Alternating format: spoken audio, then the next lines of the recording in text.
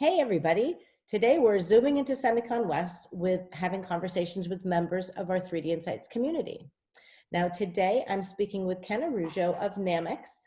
Namics manufactures electronic materials for the semiconductor and advanced packaging markets and other areas of electronics.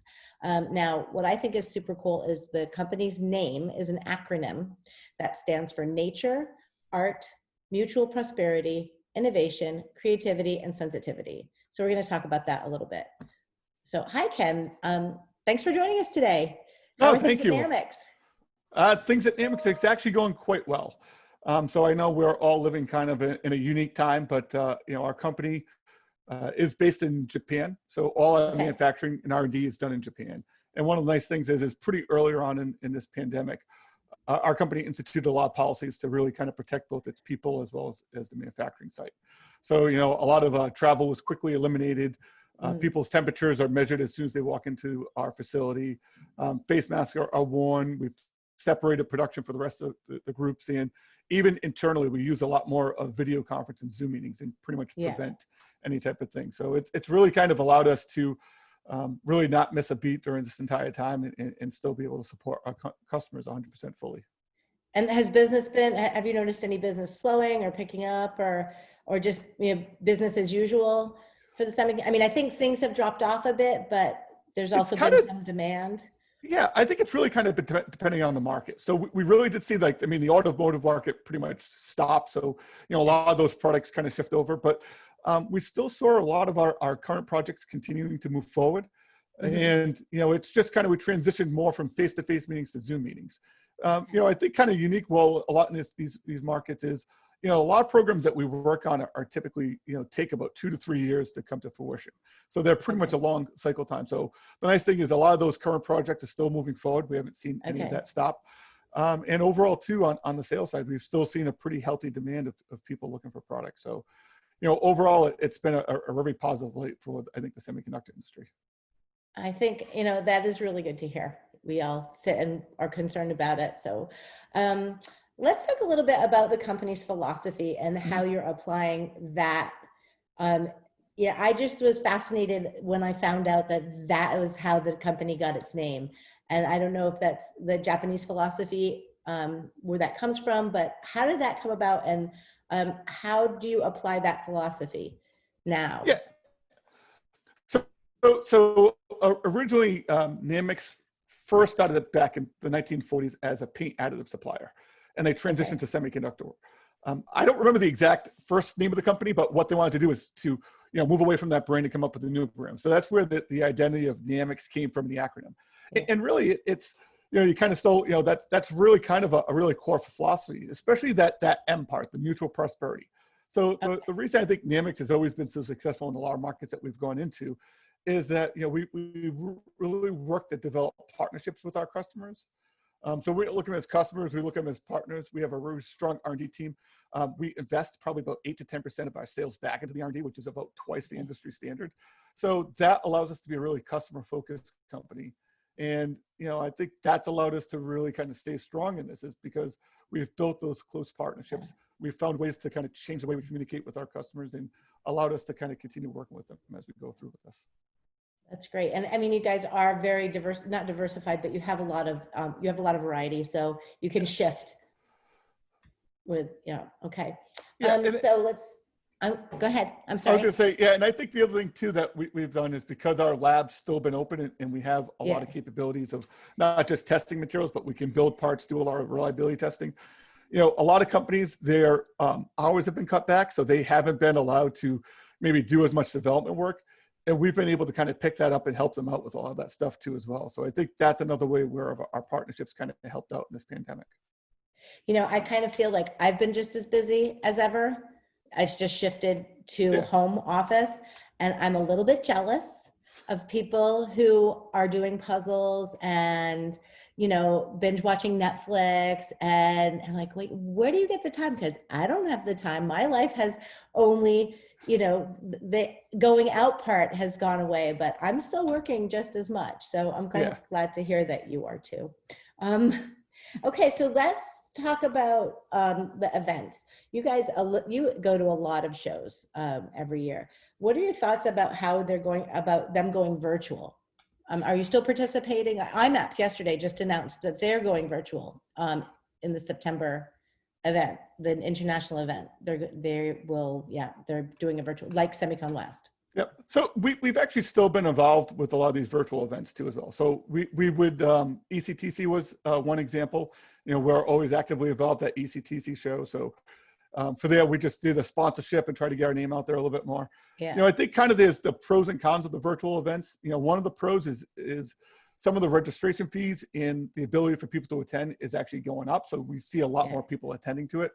But one of the cons is you don't really get a lot more of that personal contact of actually being able to see people either walk in the hall. So you're going to be a little bit more creative of how you're able to maybe interact with the attendees and try to keep in contact with them so that they at least know who you are and what you're doing. Yeah, I mean, I found ECTC, the interface was a little, because everything was pre-recorded, and now I've been working on the SEMICON West, you know, building our booth, and I'm really excited when this starts to see how people interact in the exhibit, because ECTC, they didn't have enough time to come up with a full-blown solution that had the exhibitor. So unfortunately, there was no exhibition this year, but I'm hoping, I'm interested to see how IMAPS handles it, and how SEMICON West next week, how that, or this week, I should say, how that goes. Anyway, let's see. So you are, one of the things I've noticed, I follow you on LinkedIn and Namics, and you're a or I don't know if it's you or Namics. Well, I follow you and Namics. So what I do, I see you guys sharing a really lot of cool, lot of applications. So what's the motivation there? I think kind of the motivation comes down to, you know, if you really generalize what we do, we sell glue. Right. Okay. Glue's not really that exciting. You can only talk so much about glue, and you're not going to have people really kind of follow what you're doing. So kind of our goal was to really talk about the applications and the technology that we get involved in. And that's really kind of the more fascinating part of it. And hopefully that drives people to follow us on LinkedIn, and it allows us to actually kind of share what we do and how our products work in those fields. And that's really kind of the main goal is to, you know, talk about the things that are pretty cool out there in the world, whether it goes into the AR, VR world, or we're talking about automated or robotics or the healthcare. And, you know, these are a lot of the fields that our material gets touched in and gets involved in. And by kind of presenting all that information out there, you know, our goal is to hopefully drive more people to actually start following us on LinkedIn, and allows us to engage with our customers on, you know, more virtual basis. When I talked to Brian at IMAPS, he was talking about some of the wearable, the flexible electronic, and it's not, you know, not necessarily in the space that 3D Insights or heterogeneous integration covers, although we're starting to talk about 3D printed materials as well, or 3D printing in the sense that it enables advanced packaging or 3D structures. So yeah, do you want to mention any of those? Like, because I thought it was really I think it was some wearable, like fabric.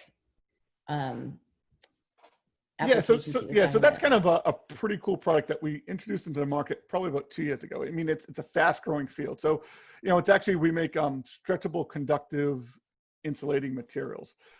These can be printed on fabrics. They can be printed on flexible substrates that can go on for medical devices for actually doing monitoring of body functions, as well as it can go into in-mold electronics, which is really kind of like another, so that you can actually start making smart surfaces. And really what you do is you simplify the entire assembly, because you're printing all the circuits onto a rigid sheet before it gets molded into a complex shape. And now you've simplified the process, you've made it thinner, you've made it lighter. And that has a huge amount of market into the automotive world, as well as in kind of white goods or commercial products too as well. So you kind of need to have an ink that can maintain its properties while it still gets stretched, you know, sometimes up to about 100% of its length. Okay, that is fascinating. It's amazing what you know, the capabilities that are out there and what we're going to see, hopefully. Okay, so let's talk a little bit about Namics' involvement in the heterogeneous integration roadmap and your offerings in that space. Well, you know, I think for years we've always heard about 2.5D and 3D packaging and the growth of it, and I think probably in the past couple of years we've really kind of seen that to come to fruition. So for Namics, it's been a key part of, finding the right materials that kind of work in that phase. We've always been, a leader when it comes to the capillary underfills, and the continued development of those materials to now work in much more complex packages, larger dies, the evolution of the copper pillar, the finer pitch applications, but then also kind of moving more towards that wafer level packaging. So now you're starting to look at, a lot more of the compression molding type technology. And, when you start looking at heterogeneous type of packaging, it's integrating a lot more components into, the wafer level of that packaging. So, that's kind of been the evolution of some of our other products of growing in die attached materials. That would also be able to work on it. EMI shielding, kind of, the development of a sprayable EMI shielding now that can now, coat materials a little bit better than you typically could do with maybe, using, a sputtering process or a plating process. So, I think that kind of advanced packaging has increased the need for more advanced materials. And that's kind of where I think an area that Namics has stood out for being a really strong R&D company. I would think that the EMI shielding would be really important for RF devices for 5G applications. Yeah, that's, I think that growth of 5G and trying to do like the power management and handle those high frequency packages, that's where you see, more innovative materials like an EMI shielding really kind of being needed. Cool. Okay, so what would you like if we haven't already covered it, what would you like SEMICON West attendees to know about Namics? Well, I think just, more in our, we offer a very diverse array of products. We're a strong R&D company. I think we kind of touched a little bit based on whether it be underfills or thermally conductive die attach or EMI shielding, or some of those fun innovative materials like stretchable inks and stuff. But really the way that, we've always been successful and our customers have been successful is having that conversation. So, we just really hope for people to reach out and ask us questions, and, we just want to be able to talk to you. And we have, sales groups located in pretty much every major company that people, work in. So Europe, Korea, Taiwan, China, Southeast Asia. So, we're here to talk to you and help you come up with a solution for your goal. Okay, so what's the best way for them to find you if they wanted to? So the best way is, we have a website, or you can go to LinkedIn. So our website is www.namics-usa.com, or you can find us on LinkedIn. Either way, we have all our contact info there, as well as kind of a broad overview of some of our materials, and we'd be happy to talk to them and learn how we can help. Awesome.